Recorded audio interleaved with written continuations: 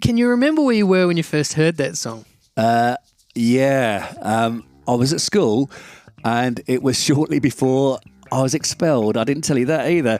Oh my God, all these skeletons are coming out of the closet. I was at school and I think I was in one of my mates' rooms and I was at a boarding school. I was shuffled off to a boarding school at a very young age.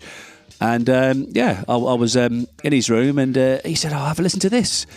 And I was like, what's this? Who's this? And the first thing that struck me was the keyboards.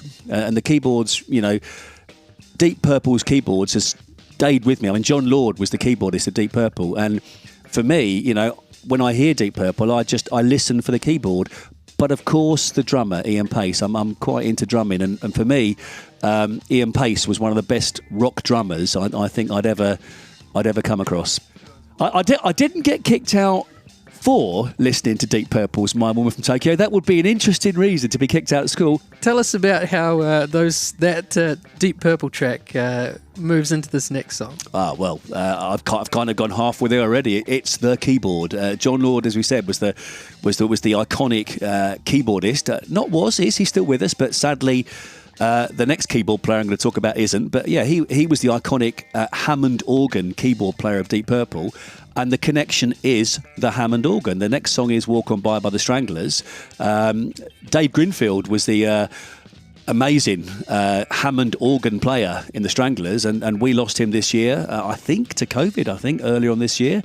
But he always preferred and always used the Hammond organ, and I think you're just about to hear Walk On By, where he majestically uses the Hammond organ as a wand. I've always loved the Hammond organ. I've always loved the sound.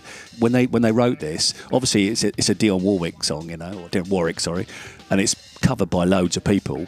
And the Stranglers were really, really influenced by the Doors. And what they wanted to do was just basically structure this song so it was a little bit like the Doors' Light My Fire. Love it, absolutely love it. But listen to the keyboard.